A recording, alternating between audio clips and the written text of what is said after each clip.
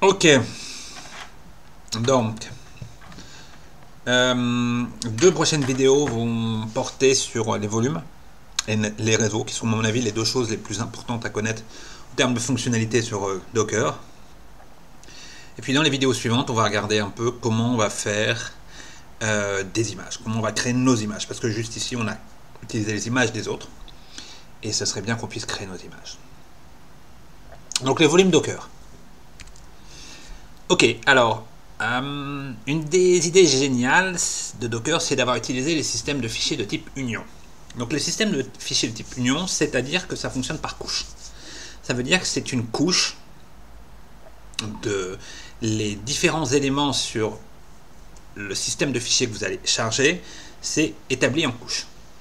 Et donc en fait chaque couche définit un ajout, une modification ou retirer un fichier de la couche précédente. L'idée c'est que c'est comme entre guillemets Git. Vous avez un exemple sur la gauche ici, à droite.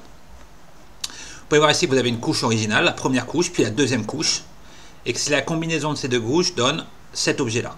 L'objet qu'on a détruit dans la seconde couche n'apparaît plus dans la couche finale, et les objets ajoutés dans chacune des couches se retrouvent unifiés sur la couche finale. Alors on utilise en fait, et c'est toute l'astuce de Docker, je vous ai dit que Docker se basait uniquement sur des mécanismes de Linux, ben c'est pareil, là on utilise un système de fichiers de type Union de Linux. Alors il y en a eu plusieurs, il y a eu plusieurs générations, UnionFS, AUFS. Aujourd'hui on utilise pratiquement tout le temps OverlayFS. Alors pour ceux qui font de l'admin 6, c'est pas forcément le cas. De plus, quand vous installez un Docker, il faut faire très attention à la partition qui va gérer les images, surtout en production. Il faut un type de système fichier particulier. Attention à ce que vous mettez, du BTRF, du XFS, etc. Il y a des recommandations sur le site de Docker. Si vous êtes admin 6 et que vous devez gérer des installations de Docker, regardez ça, ça vaut le coup. Alors, par défaut, lorsque vous démarrez un conteneur, le conteneur démarre un processus spécifique à l'intérieur de l'image Docker et il a un volume qui contient un certain nombre de fichiers. Par exemple, quand on démarre l'image Ubuntu contient un petit système Ubuntu et on démarre à l'intérieur le process bin bash. Lorsque le processus qui va s'exécuter va potentiellement modifier les fichiers à l'intérieur de l'image. Alors là, en fait, il ne va pas prendre le fichier original, celui que vous avez choisi, ce que vous avez chargé, celui que vous avez chargé avec Docker Pool, par exemple Ubuntu, mais il va créer une nouvelle couche dessus, qui va contenir l'ensemble des modifications par rapport au fichier, au volume original, à l'image originale de Ubuntu. Alors, en fait, par la base, on l'utilise souvent pour conserver. Si on veut conserver par défaut, les données sont conservées lorsque le processus s'arrête, mais elles sont détruites lorsque vous détruisez le conteneur. Docker, remove. Tout comme les logs sont détruits. On peut utiliser un volume à ce moment-là pour garder les données d'un répertoire. À la base, il existe aussi deux astuces qu'on va parler tout de suite. Je ne sais plus si on en parle tout de suite d'ailleurs. Il faut que je regarde mon prochain slide. Soit on commit une image d'un conteneur arrêté, soit on va extraire les fichiers à l'intérieur de ce conteneur. La première idée, donc, c'est celle de faire un commit d'image. L'idée, c'est la suivante, c'est que là, par exemple, je crée un conteneur qui, quand il s'exécute, exécute bin.sh avec la commande crée un répertoire et crée un fichier à l'intérieur de ce répertoire. Si je fais docker ps-a, on verra que ce conteneur il est bien arrêté, on a bien exécuté cette commande, que le processus est bien arrêté et le nom que lui a donné Docker est zen-merkel. Dans mon cas, ça ne sera pas forcément le même. Et là on lui dit ok, bah, l'image qui contient donc l'image originale Ubuntu plus cette modification, je voudrais que tu sauvegardes donc l'image Ubuntu plus une nouvelle couche avec ce répertoire et ce fichier, tu la sauvegardes en local dans l'image qui va s'appeler cartoche/myubuntu. Et il va te dire ok, voici le hash de la nouvelle image qu'on vient de créer. Donc on a réussi à créer une nouvelle image à partir de la précédente. Alors en fait, on va voir plus tard un moyen plus élégant de le faire. Ça c'est un truc un peu mano. On va voir tout à l'heure comment, quand on construit son image, comment on va utiliser des Dockerfiles pour faire ça de manière beaucoup plus élégante. L'autre solution, si on veut aller par exemple, pas en générer une nouvelle image, mais récupérer le fichier qui a été créé, bah, on peut très bien utiliser la commande copy. Là, par exemple, je dis, bah, dans le conteneur qui s'est arrêté, qui s'appelle ZenMerkel, va me chercher le fichier blabla myfile et copie-le dans le répertoire actuel de ma machine. Alors, une chose importante, c'est que ici, le fichier qui a été créé, il va être créé par l'utilisateur par défaut qui est root. Mais ici, il va être créé avec nos droits. Pourquoi j'en parle? Parce que ça va être relativement important par la suite. Alors, par défaut, on perd, on est bien d'accord que quand vous démarrez un conteneur, si vous exécutez plusieurs fois de suite ce conteneur, récupérez une image et vous demandez de créer un conteneur à partir de cette image, toutes les instances sont indépendantes. Ça veut dire que les nouveaux fichiers créés dans chaque instance sont indépendantes. Donc par exemple ici, quand on fait ces deux Docker Run, il crée deux conteneurs ID différents et on crée ici un fichier dans le second, forcément il n'est pas visible. À la base, ils démarrent tous les deux avec la même image Ubuntu toute propre. J'insiste sur ça parce que quelquefois on a tendance à penser qu'il y a une conservation des données. Non, ce n'est pas le cas. Alors, donc, on a compris le problème. On ne conserve pas les données. On a quelques moyens comme le commit et le CP, mais c'est vraiment, enfin moi, officieusement, j'ai jamais pratiquement utilisé ces commandes. C'est vraiment dans des cas ultra précis. C'est souvent d'ailleurs dans des cas où on veut plutôt essayer de récupérer de la donnée ou comprendre pourquoi ça crache. Et il y a des infos qui ont été sauvegardées dans pas dans la sortie standard, mais dans le conteneur, dans le système de fichiers, ce qui n'est pas du tout à faire. Donc on est obligé de sauvegarder le conteneur et aller chercher à l'intérieur, ce qui est assez chiant. Donc en fait, ce qu'on va utiliser, c'est qu'on va utiliser un moyen pour attacher un répertoire du conteneur à quelque chose dans notre machine, dans notre OS. Et quand on va détruire le conteneur, ce quelque chose qu'on va appeler un volume conservera les données. Alors on en a trois types et on va les exposer. Alors je vais juste préciser que moi je vais utiliser la commande -mount parce qu'elle est plus complète. D'accord? En général, quand vous voyez des exemples sur le net, c'est toujours pratiquement -v. Simplement, dans quelques cas limites, -v ne permet pas d'exprimer tout. Donc c'est pour ça que je vais moi utiliser -mount parce que ça nous permettra de voir toutes les options. Mais sachez que dans les cas les plus simples, -v est largement suffisant. Alors par exemple, la première idée, c'est de dire, ok, on va monter un répertoire de notre machine, un répertoire du conteneur vers un répertoire de notre machine. Ça veut dire chaque fois qu'il y a un fichier qui sera écrit dans ce répertoire, il va être écrit en fait sur un des répertoires de notre machine. Alors par exemple, ici, je démarre sur ma machine, je crée un répertoire file et je démarre un conteneur Ubuntu où je vais demander le mount en type bind du répertoire file, donc qui est sur ma machine, à l'intérieur du conteneur comme blabla. Ça veut dire que le répertoire dans le conteneur qui s'appelle /blabla va être mappé, va être relié au répertoire appelé file. Et j'exécute ensuite cette commande, je le base sur l'image Ubuntu et j'exécute la commande à l'intérieur d'un shell touche blabla ma file. Si je regarde dans file, d'accord, je peux voir que le fichier a bien été créé. D'accord? C'est donc bien, moi sur ma machine, je vois le fichier qui a été créé et pourtant le conteneur est arrêté. Si je détruis ce conteneur, ce fichier sera toujours présent. Et il y a une autre chose, c'est que là, je peux très bien aller voir, reprendre, remonter ce répertoire et pouvoir réutiliser les données à l'intérieur. Là, lors de la seconde exécution, on peut voir que j'accède bien au fichier.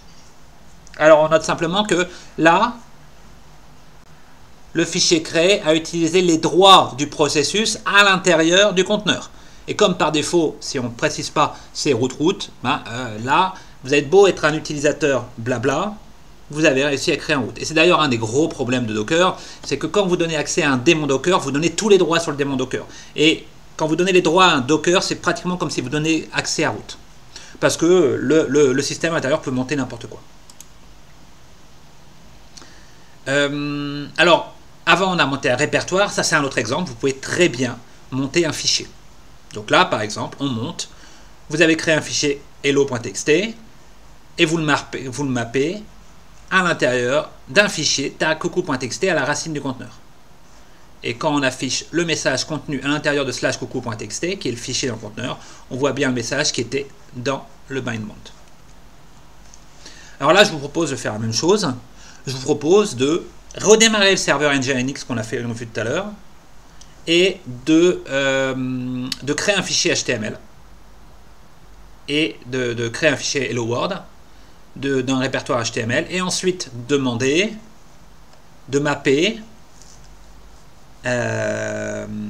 le répertoire user char nginx HTML à l'intérieur du conteneur à ce répertoire qui est à l'intérieur de votre machine. Normalement, si vous avez bien fait votre cas, lorsque vous accédez au Docker, au serveur nginx, comme on l'a démarré tout à l'heure avec, n'oubliez pas, le -p8082.80, eh bien vous devriez voir le message que vous avez laissé à l'intérieur de cette page HTML. Alors ça s'appelle le bind mount. Après, on a remarqué que le bind mount était assez limité. Donc vous avez une abstraction qui est offerte par Docker qui s'appelle celle des volumes. Donc les volumes, ça permet de créer un système de fichiers qui est montable. Et ce système de fichiers, il peut être distant ou local. D'accord? Ce système de fichiers, il peut être créé indépendamment grâce à la commande Docker volume. Et en général, ce système de fichiers fonctionne en layer, tout comme les images Docker. Ça a plein d'avantages, d'accord? On va les voir tout de suite. Alors, donc ça conserve les données dans une image, ça conserve toutes les données, un répertoire, ça conserve les données dans un répertoire, voilà, comme le système de couches de Union FS qu'on a vu pour les images. Simplement, ils sont stockés en local ici, donc si vous créez un volume local, il sera stocké là, soit distant. Ça veut dire que vous pouvez utiliser des systèmes de type NAS, de type stockage de fichiers, pour dire mon conteneur se connecte directement au système de fichiers pour stocker et récupérer des données dans un volume. Et ça, c'est un truc qui vous permet d'avoir des environnements, des fermes de Docker qui sont très stateless, qui ne conservent pas d'état. Tout est distant sur un système de fichiers. Donc vous avez les principaux providers de systèmes de fichiers qui possèdent des moyens, des plugins pour que Docker se connecte à un système de fichiers distant. Donc par défaut, ici vous avez un exemple, je crée un volume local qui va s'appeler coucou. Je regarde, à ce moment-là, Docker volume S va me dire il y a un système de fichiers local, qui s'appelle donc local, qui s'appelle coucou. Si je regarde, je vois qu'il a été créé à cette date, qu'il est de ce type, et qu'il va être stocké ici. Et bien sûr, je peux détruire ce volume. Et donc, lorsque je démarre un volume, et que je le connecte à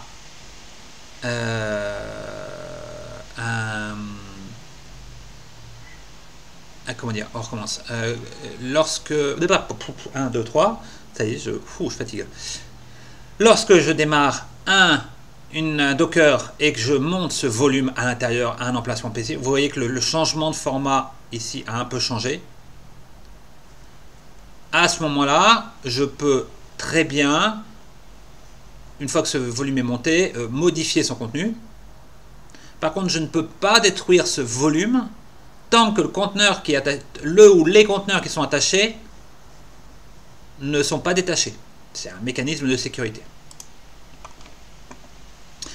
Alors il y a un truc très particulier, et ça m'a eu une fois, et j'ai eu bondi parce que j'ai cherché des heures à comprendre qu'est-ce qui se passait. Si vous avez pu voir dans l'exemple précédent, ici, qu'on a créé d'abord le volume. Ici, on ne l'a pas créé. On demande de créer un volume qui va s'appeler nginx volume. D'accord? Et ce volume, il n'a pas été créé auparavant. Si vous faites un docker volume ls, vous ne le verrez pas. Ça veut dire que le volume, il est automatiquement créé par Docker. Et ce qu'il va faire, c'est qu'il va aller au démarrage, s'il n'a pas été créé, il va créer ce volume automatiquement. Et il va regarder dans ce répertoire. Et par défaut, il va initialiser tout ce volume avec tous les fichiers contenus dans ce répertoire. D'accord? Par exemple, ici, je démarre un volume avec l'image nginx. Si je regarde à l'intérieur du répertoire que j'ai monté, je vois qu'il y a déjà 2 fichiers. Pourtant, j'ai un volume à cette place-là. Ben, c'est normal parce que c'était 2 fichiers qui existaient sur l'image originale Ubuntu et qui ont été copiés dans le volume. L'image originale nginx, pardon. Donc on peut détruire les volumes. Donc j'ai bien expliqué que, hop, une fois qu'on arrête le volume, on peut voir. Donc j'arrête un conteneur. J'essaie de détruire le volume, mais je vous rappelle que ici j'ai juste arrêté le processus, j'ai pas détruit le conteneur. Donc ici, je détruis le conteneur et seulement après, je peux le détruire. Alors, il y a plein de fonctionnalités assez marrantes. Donc par exemple celle-là, qui permet de monter le volume qui est disponible dans un autre conteneur. Et vous avez aussi le moyen de monter en lecture seule. Ça, c'est très pratique parce que quelquefois, par exemple, imaginez que vous donnez des fichiers HTML pour un site web. Vous savez qu'il ne va pas avoir de modification. Vous pouvez très bien le donner en read-only. C'est une mesure de sécurité. Donc là, ici, je vous demande de créer un volume avec à l'intérieur un fichier HTML, index HTML avec le village et hello board et d'être capable de l'afficher à l'aide du navigateur et à l'aide de Nginx. Alors, il y a une troisième option qui est une des bonnes pratiques. C'est l'immutabilité. C'est-à-dire que pour bien comprendre ce qui se passe à l'intérieur d'une image, on peut vouloir de dire, ok, toute l'image que je monte, je vais la monter en read-only.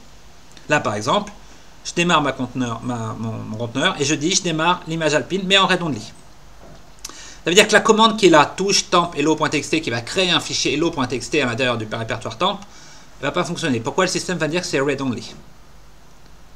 Alors, il y a une autre astuce pour ça, c'est qu'on peut dire, ok, je la monte complètement en read-only, sauf ce répertoire et ce répertoire, dans lequel, soit je peux monter des volumes classiques, soit, par exemple, des temp fs. Des temp fs, c'est un volume qui est entièrement en mémoire. Alors, c'est super pratique, en fait, pour avoir un volume complètement immutable, sauf quelques endroits. Typiquement, c'est quand on a des systèmes de lock, de pipe, de répertoire temporaire, de cache, de run file, etc. durant l'exécution d'une image temp. Donc par exemple ici, je démarre encore mon image en read-only, c'est toujours la manière alpine, mais je dis simplement que le répertoire temp est monté en temp fs. Et ensuite, je peux créer mon fichier temp hello.txt. Donc là, je vous propose en STP numéro 10 de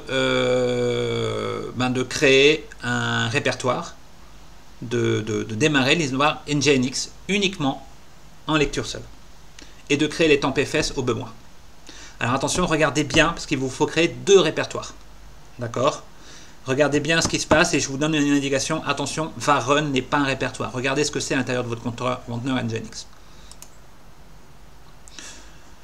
Donc vous avez 2-3 commandes, ici ça vous permet de voir pour la maintenance, pour les admin 6, ça nous permet de savoir quelle est l'occupation par les images, les volumes, etc. Vous pouvez nettoyer les images, les systèmes, les volumes, etc. avec ces commandes. Et système vous permet d'écrire tout à l'intérieur du système local.